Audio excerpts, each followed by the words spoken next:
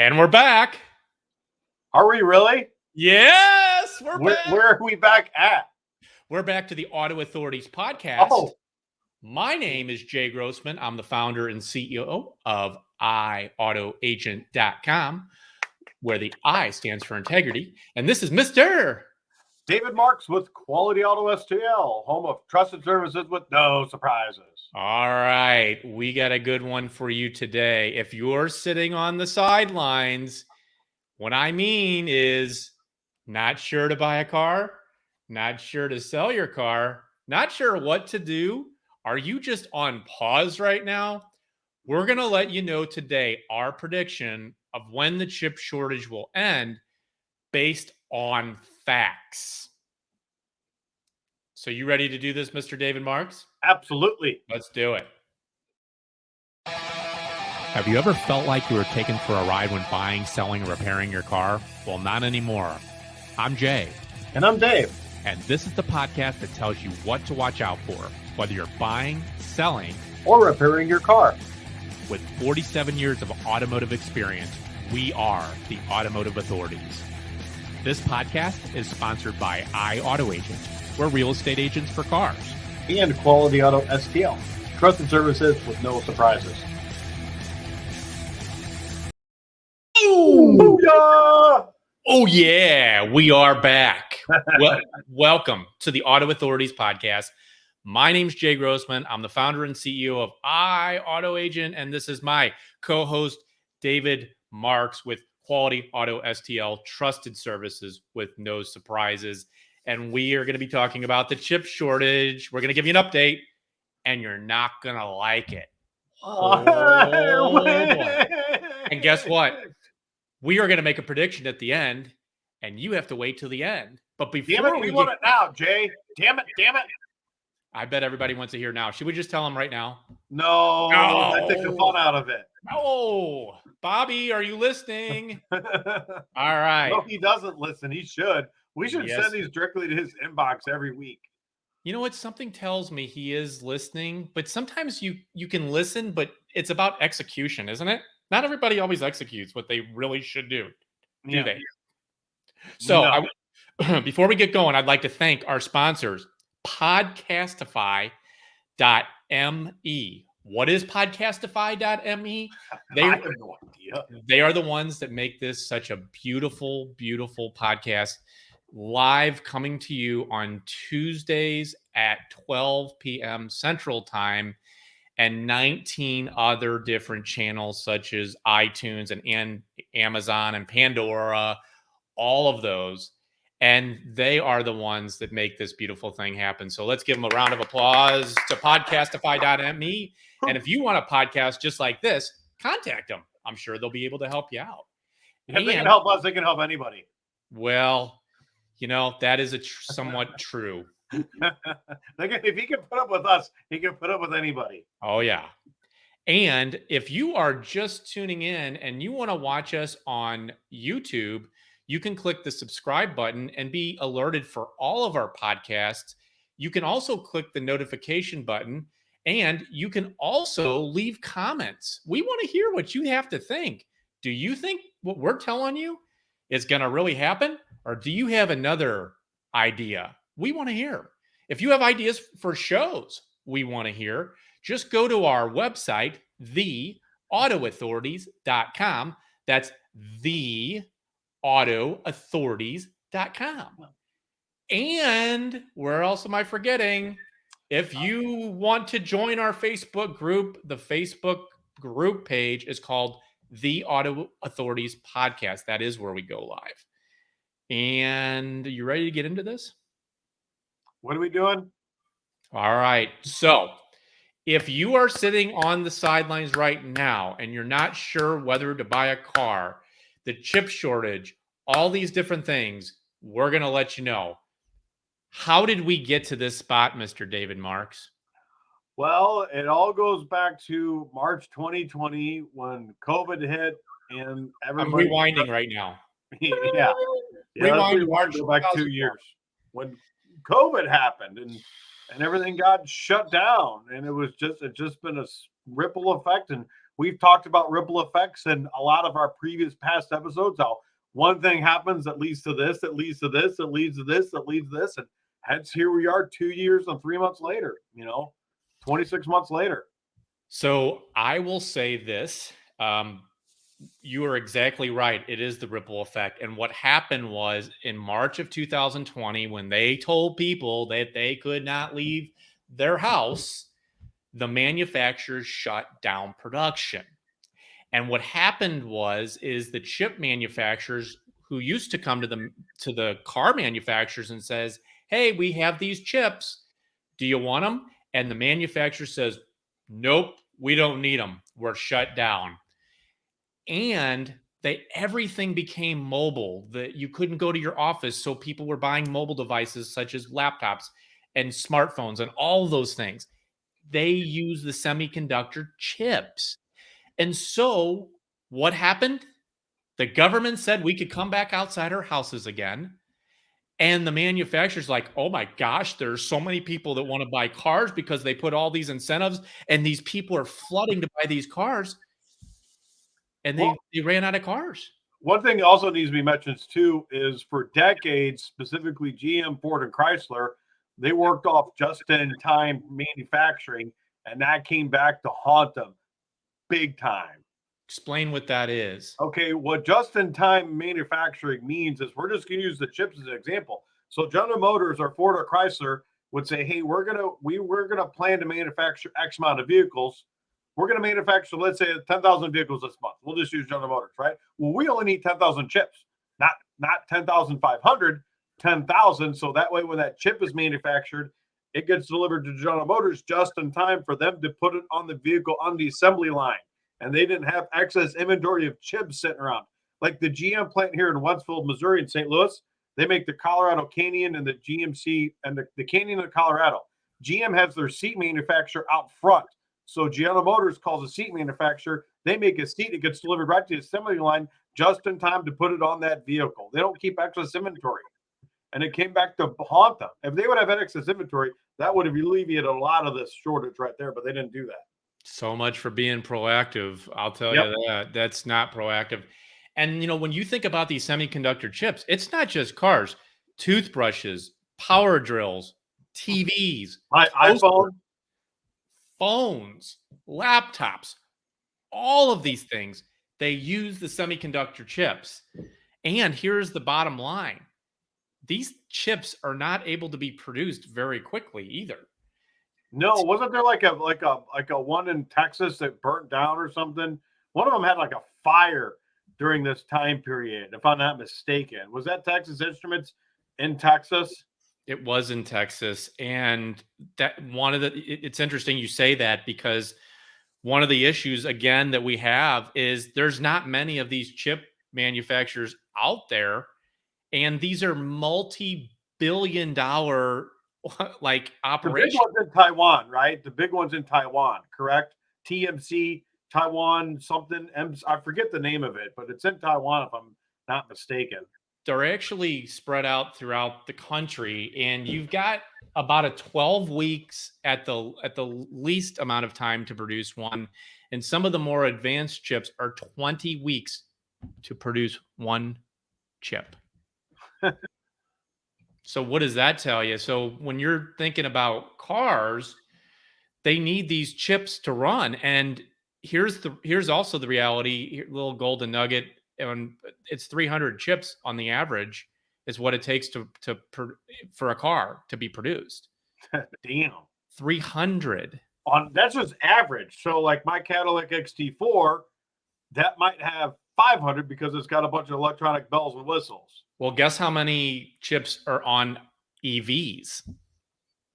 I know the answer because I remember. Oh, okay. Well, I remember.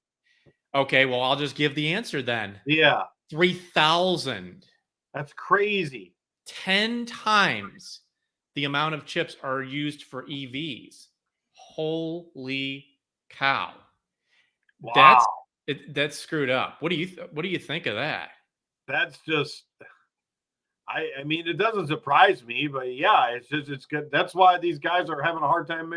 That's why Ford's got backlog orders on the new the 2022 F-150 and their Mach-E Mustang because they're waiting on chips. Oh yeah, people are not going to see that Ford F-150 EV for a long time. Yeah, because they're not taking any more orders on them. They're done through 2023 already, if I'm not mistaken. Oh yeah, you can't even touch one of those vehicles, and you know what's going to happen too. People are going to buy them. They're going to throw them on eBay for probably 20 grand, 40 grand above asking like what they paid for it. Wow. Yeah, because Ford tried to block dealers from getting over MSRP, right? Did some letter get sent out to them like, nah, you ain't going to play that game on us?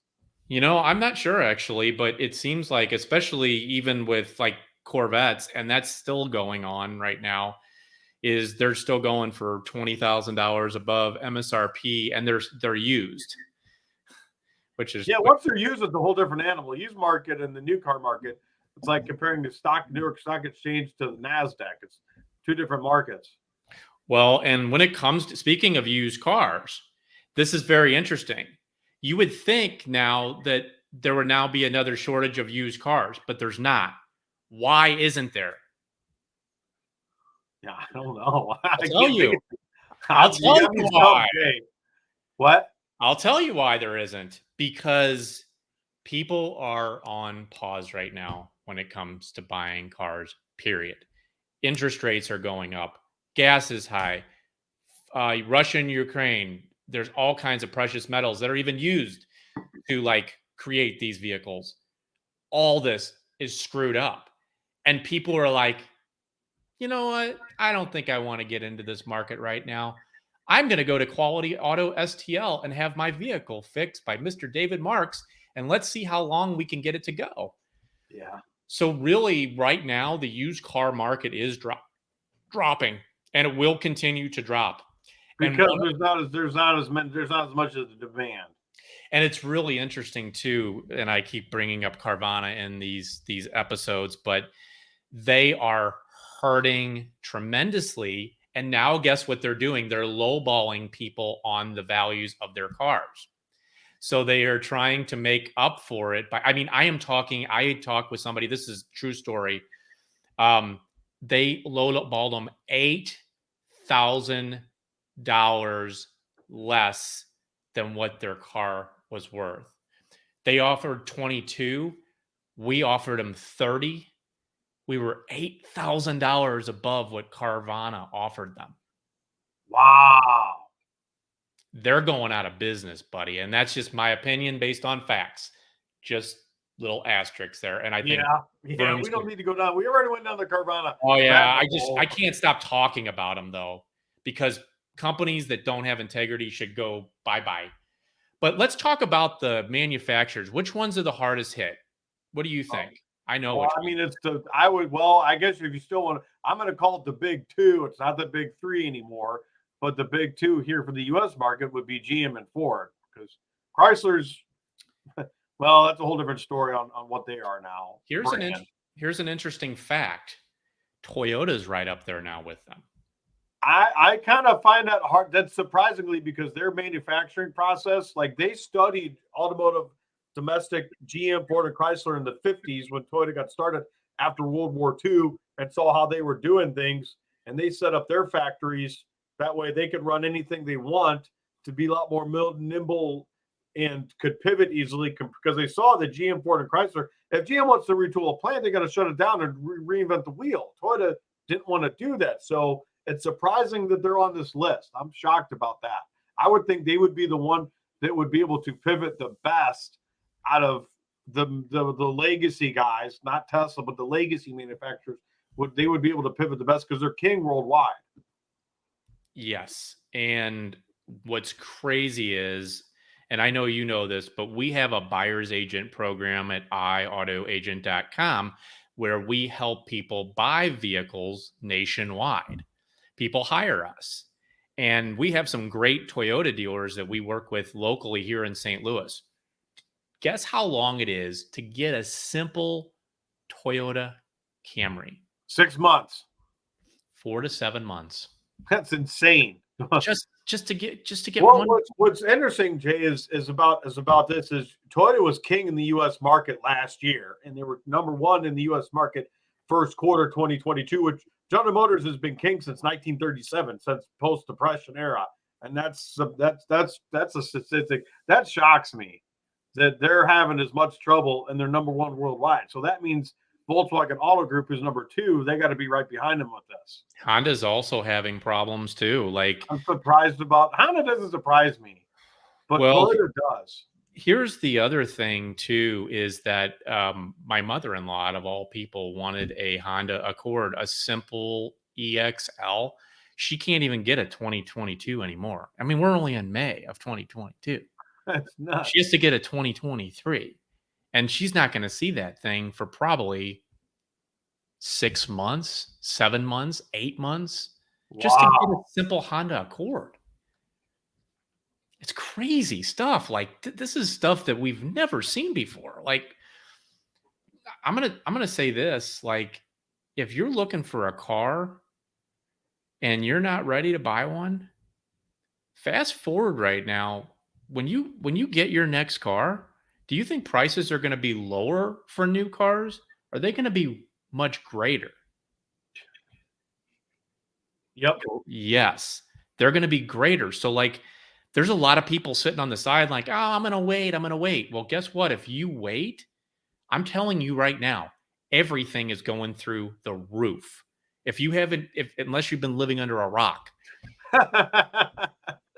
But we're going to get into some predictions here. But before we do that, if you're just tuning in today, we're talking about the update on the chip shortage. We're going to give a prediction here just in a few minutes of what's going to happen based on facts, and you're not going to like it.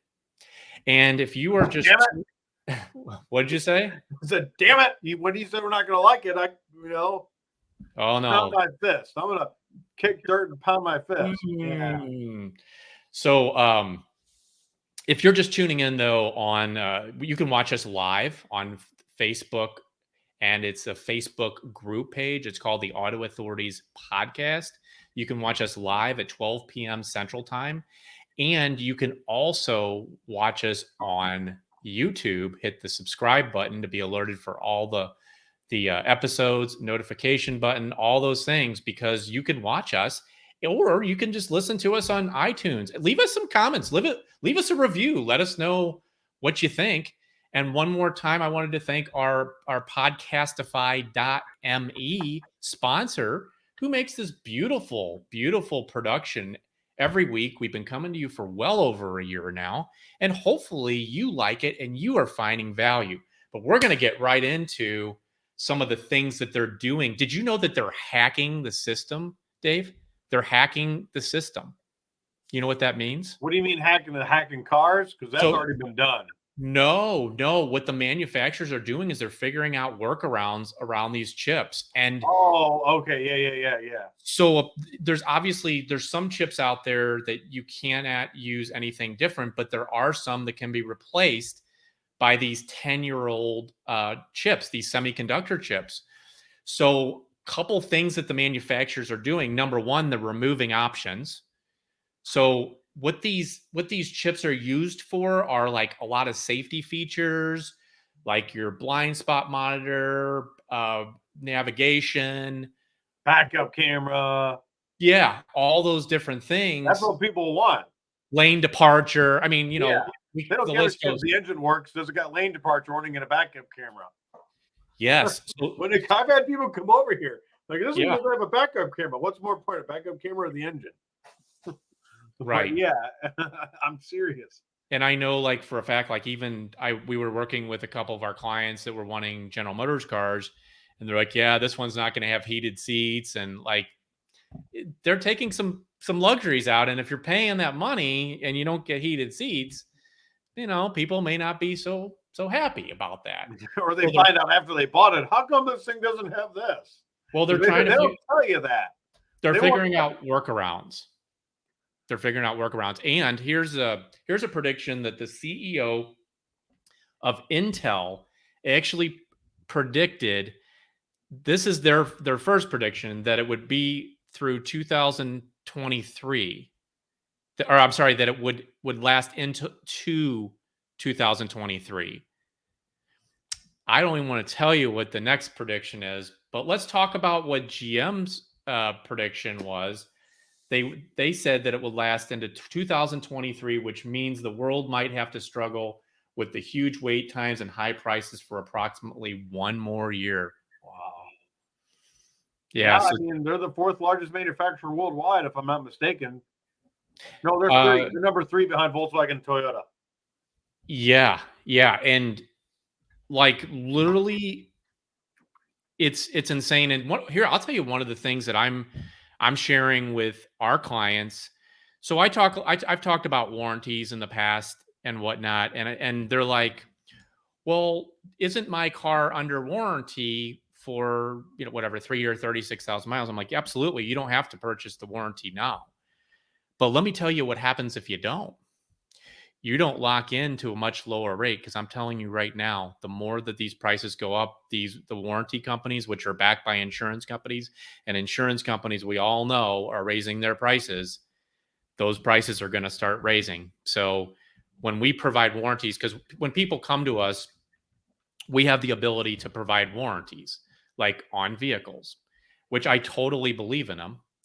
And we help people all the time get them. But if you don't lock in, you may see a very, very high price coming down. Like the company we use is just incredible on their pricing that they have on warranties. That's a whole nother ball game. Yeah, we've But done a couple episodes about that. what'd you say? We've done a couple episodes on those warranties. We have. I see things just coming down the pike because everything's going up in price. Sure, Right no, it makes sense. Everything revolves around if gas goes up, everything else goes up. Gas goes down, Right. everything goes down. It's that simple. So the question is should you buy a car right now? Should you buy a new? Should you buy a used? And what's going on? And this is just my opinion. I 100% think if you want a new car, you better darn well get it now, because you may not see it for 7-8 months. And if you wait 7 to 8 months, you're going to see high prices. This stuff's not coming down. Yep, And just no. it's the ripple effect. We talk about it all the time. The manufacturers are getting hit really hard in their profit margins. Guess who's going to pay for it? Yep. You. Yep. Well, it's everything else. When gas goes up, so does everything else. Our whole economy revolves on gas prices. But just because people are on the sidelines kind of watching this whole thing, the used car market is pretty reasonable right now. There's a lot of good deals out there for used cars. Yeah, I'm seeing prices stabilize at Manheim as far as what MMR is.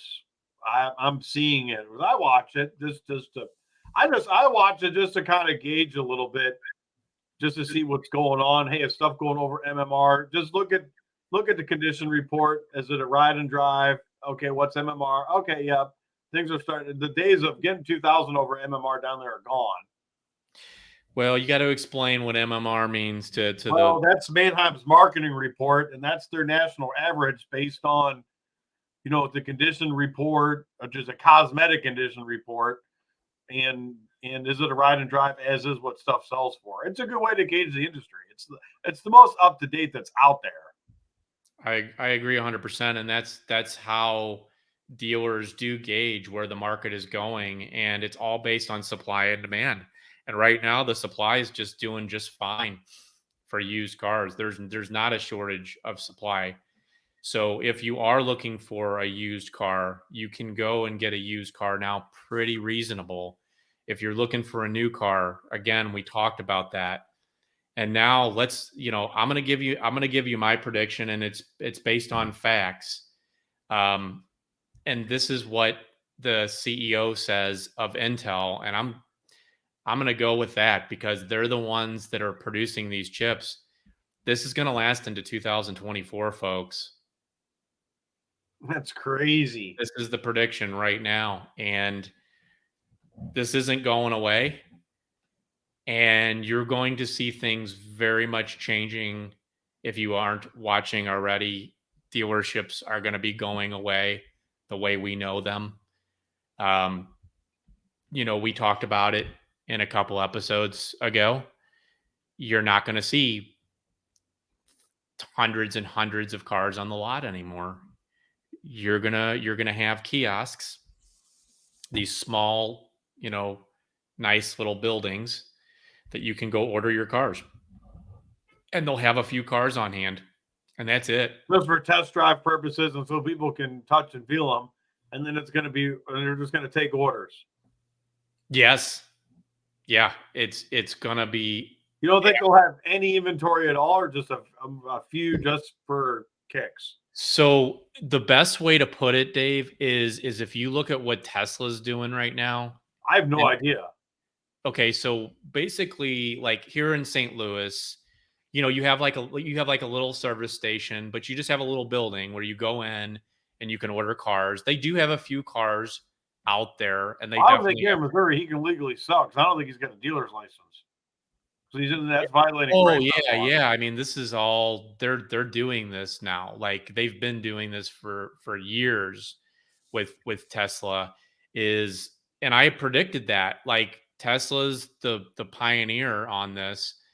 And truly that's what you're going to see. You're not going to see these big fancy places with hundreds and hundreds of cars. If you're a car salesperson right now, you're probably not going to have a job in 5 years because you're not going to like what you're going to make.